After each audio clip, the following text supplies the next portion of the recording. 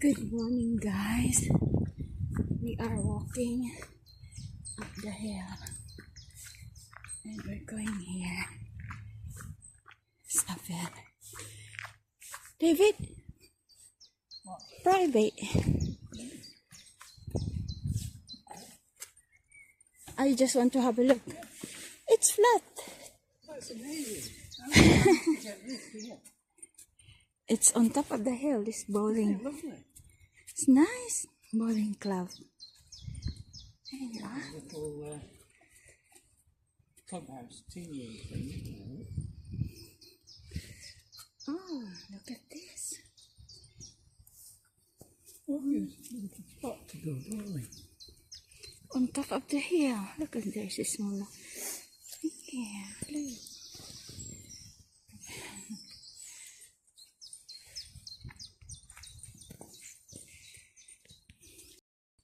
Okay, guys, we're going to walk back down now. It's Sunday today anyway. It is the 3rd of May.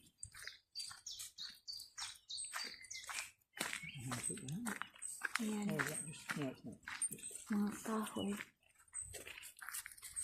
We're going back down the hill. Look, the camera, this is nice. This is your old Ono. okay. What, in Vivo?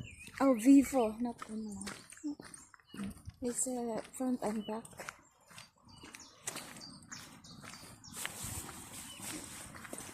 It is a bit cold today compared It yesterday. is chilly. The sun should come out. So beautiful flowers. Like Pepper and Peanut are just happy walking, even if it's wet. We're definitely going home after your appointment because it's just wet. Okay. The house will be cold maybe. It's a nice house though. I'm going to get those clam shanks out the freezer. Have those tonight. Sunday meal, Sunday dinner. So yeah, we're just walking. We've got fennel, the food shelf. It'd be nice to go with that one. Look at that. Beautiful powder.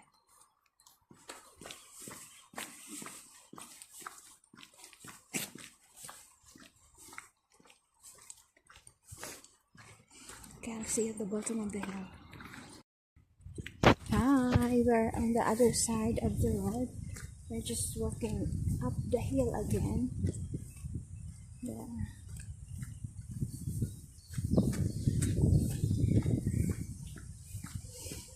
We are going up there.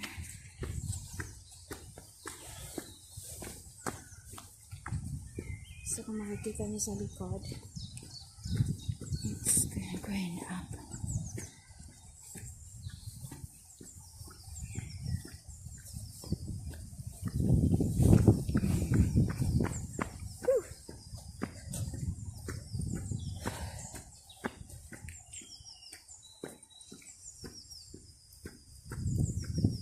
Sige pa, laakyat.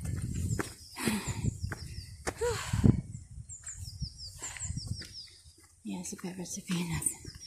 Parang wala lang sa kanila.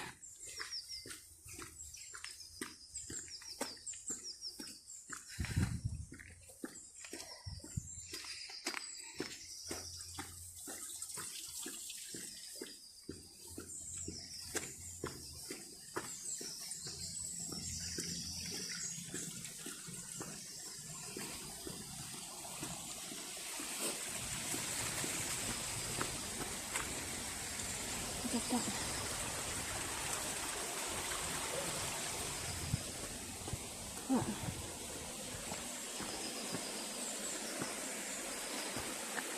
It's man-made.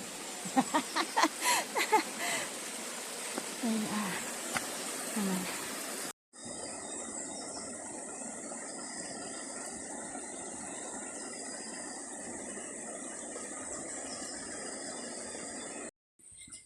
There we are again. We're just walking. Came from down there. Now we're up on there. It's, I think 11 o'clock now in the morning. Like the speed limit here is 20. 20.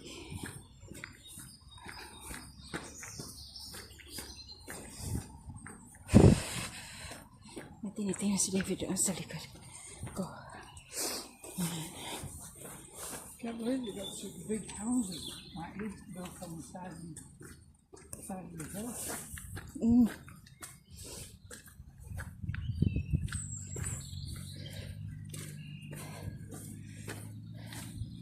But I want to walk here on the side.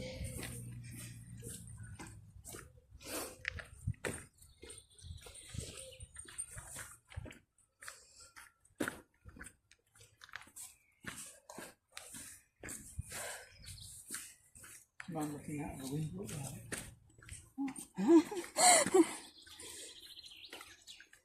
There's a lot of fake person here. Fake person.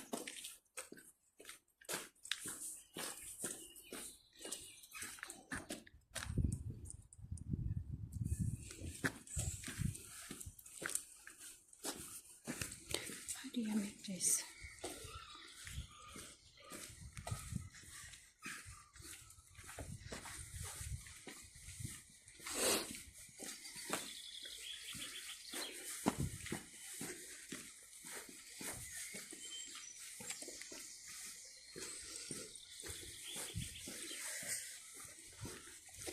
So we are now on top of the hill. Are we going down now? Going down there. And then Round to the car. Sorry, Vanu. Vanu. Mavan. So came down here. Mavan. Ah, yeah. Okay. Noong nag-camping kami nung una, umalis kami dito kami dumaan. Steep hill. So, pinuntahan lang namin. Nandoon kami sa baba, doon banda. Maganda maglakad ngayon. It's a nice walk now because it's not busy, is it? Yeah. Sunday morning. It's not early morning, it's late. Ganda ng view nila dito. That's the view.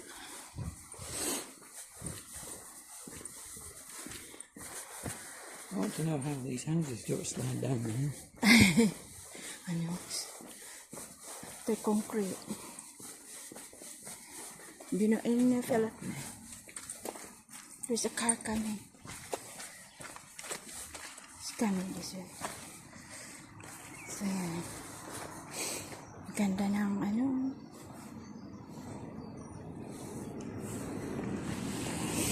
Ayan, yung sasakyan.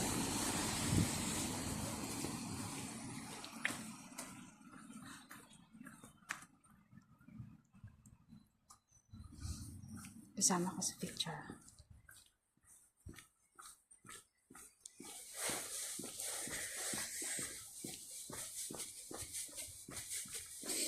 This is our morning walk here in Hebden Bridge.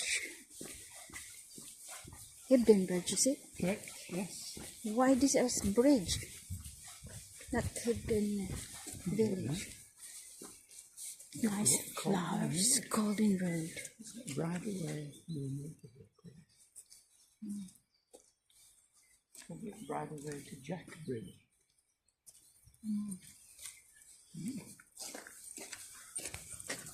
Why do you have to swap underneath?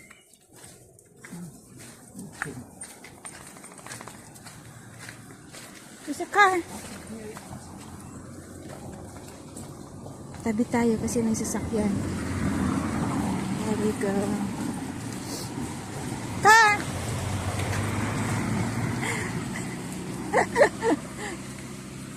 You walk on the footpath.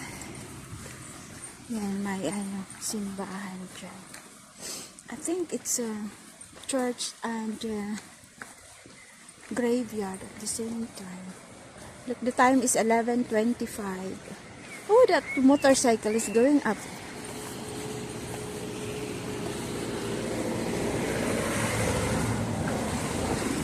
walk on the footpath, you can't see the dog, the things.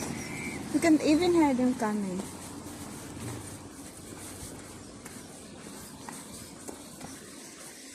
So, ayan. Yung kot ni David kailangang linis. Oh, nice houses. What a stupid place to build houses. Right on the side of the It's nice, yeah. It's just dangerous when there's a landslide and what's this? Flood. You know, in Philippines now there is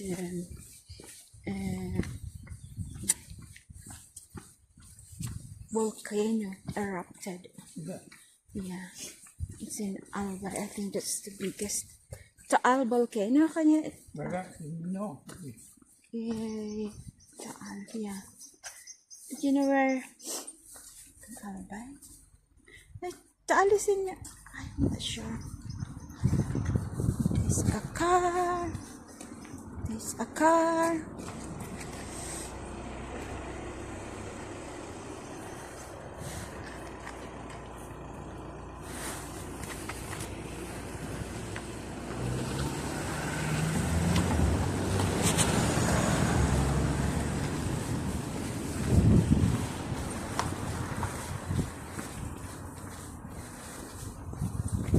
Private parking. He obviously knows his way around.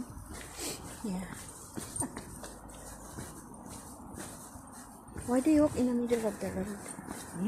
Why do you walk in the middle of the road? Oh, well, it's great stuff. Crowded in here.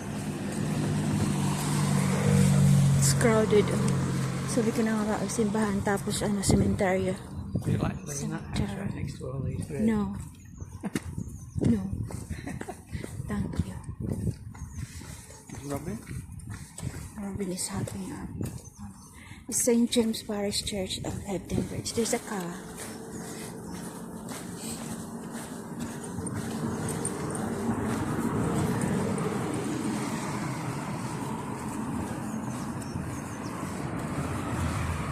Just like there's a lot of cars now. Yeah.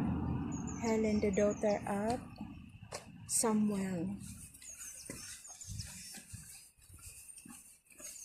So, meron tayong eyebags. Natulog naman ako ng maayos. Tapos natulog ulit ako ng umuulan. Umuulan kanina, natulog ako sa loob ng van. Dahil habang naghihintay na tumigil ang ulan. Pero hindi talaga tumigil. Kasi ngayon, hindi siya gaano malakas na. Taligsik na lang. Court. Mython Court. Masaan yun? Mython Court? Yan.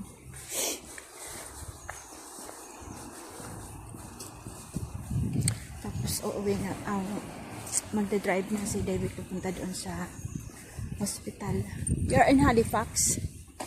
Halifax? What's Halifax? Calderdale? May appointment kasi si David para sa titingnan yung ano niya, yung puso niya kung tumitibok pa.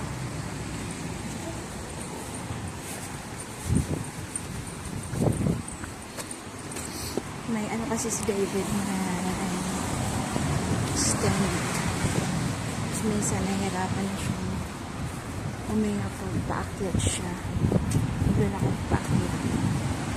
Sila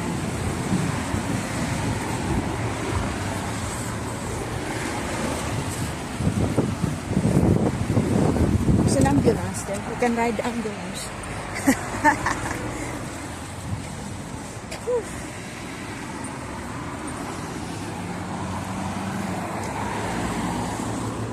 So, dito tayo sa may bus stop.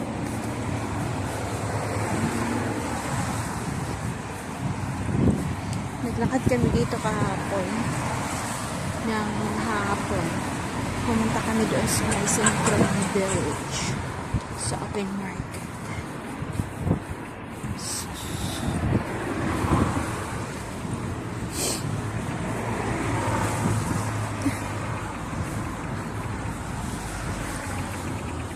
Hi guys, so nandito na tayo sa van. Ayan yung van.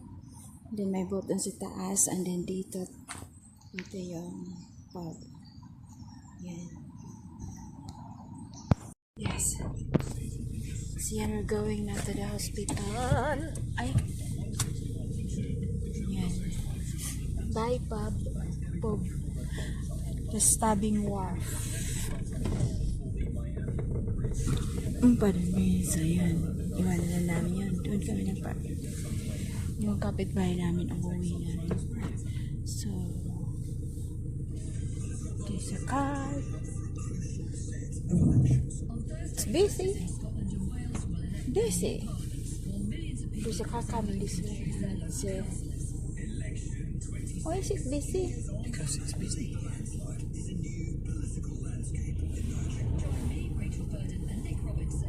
I think it's okay. Oh. No. Oh, where's this cars coming from? We're going!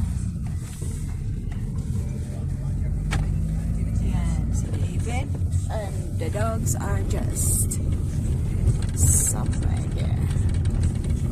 They're just there.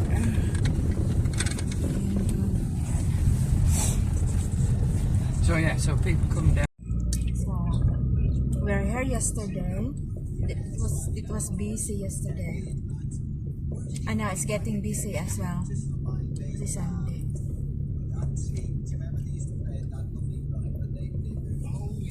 It was busy here yesterday, this one.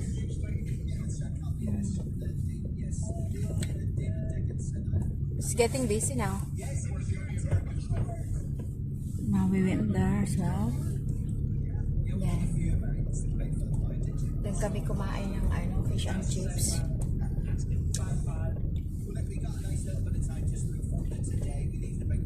But people now are wearing coats.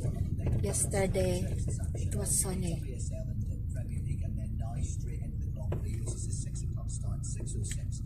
There's a place there that you can hire boats. Oh, it's the place. Canal boats. And we came there yesterday. We just walked yesterday from the car park. So now it's still 20 here.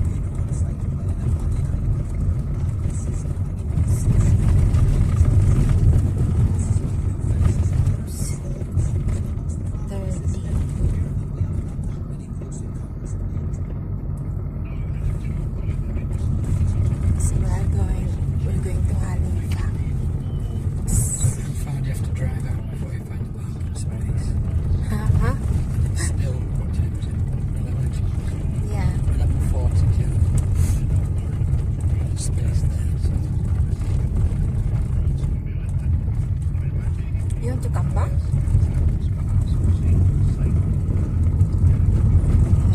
The road is a bit busy. It's Sunday. People are going for. I like the color of the leaves this time. It's really green. Look at this. Busy road now.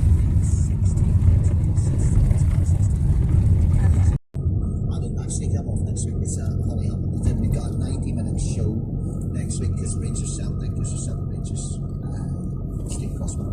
So we're going to finish half an hour early. Big build up, huge, of course, in terms of the fate of the title in Scotland, and a little bit early tonight because that's what we do. Mondays 12 o'clock. Kate Ross, Mr. Crossman. Brilliant day. You're literally one of those days where it's the anchor. You're just going to be getting people between destinations, and I love that. It's great. Actually am like I don't know what the actual metaphor. We are still doing that though from 2 till 3:30. Age of the Jules with us before Man United Liverpool. So Perfect. Have a good one. Thanks, mate. Is it 2026 or 1996, Chris, with that music in the background?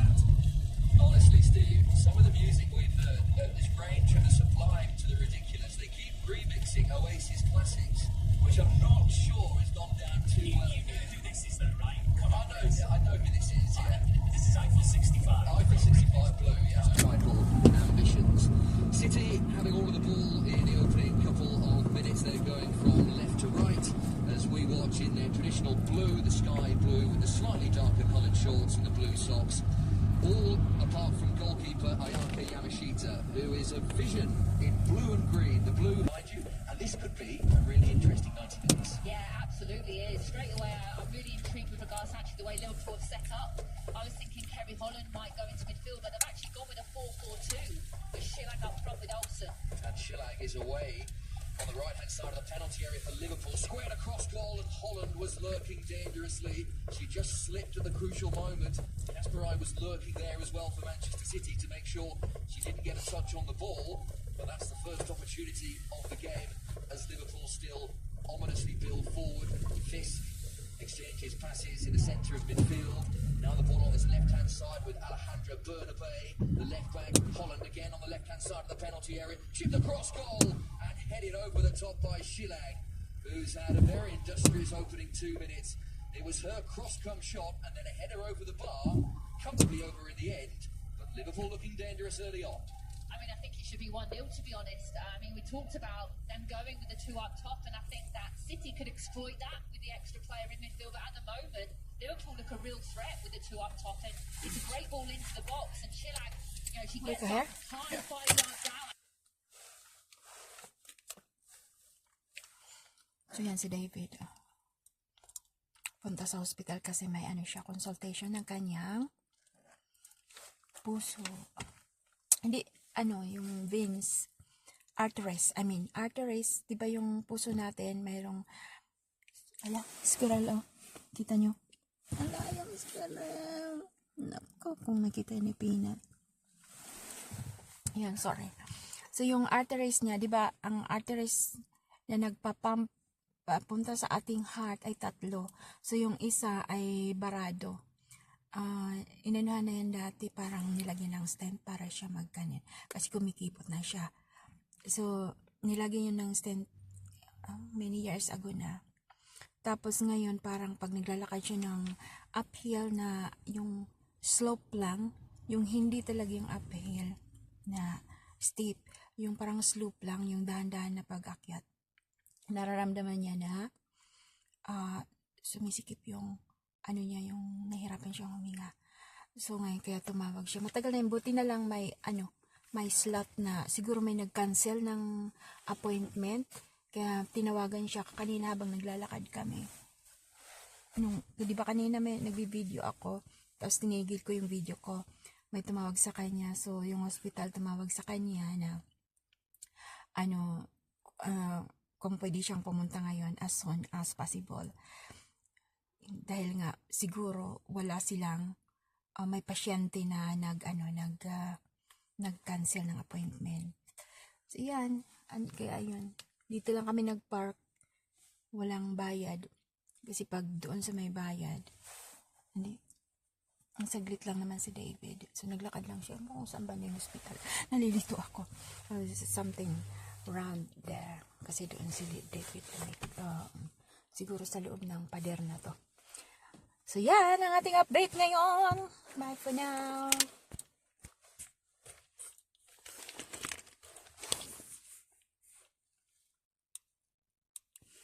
Ay, nagbibideo pala. Hindi pala nagbibideo. Lumabas yung mama kanina, nagulat ako dyan sa sasakyan. Habang nagsasalita ako, may tao pala yung sasakyan. Paglabas niya, nagulat ako. So yan. Ang gamit ko nga palang ngayon, camera, ay yung Honor, ano pang model nito? Yung medyo luma na. Lumang cellphone ito ni David. Sabi ko, ako na lang muna ang gagamit kasi yung dalawa kong phone, bali 3 yung phone na ginagamit ko. Yung 2 phone, punong-puno na ng video at tsaka mga pictures. Ng mga walang kwentang pictures. Sabi ko, gagamitin ko to kasi pwede ko naman i-delete lahat yung aking video at saka pictures after kong i-upload. Ayan, so ayan yung ating update ngayon sa ating buhay. Bye for now and thank you so much for watching. Maraming salamat po sa lahat. Bye!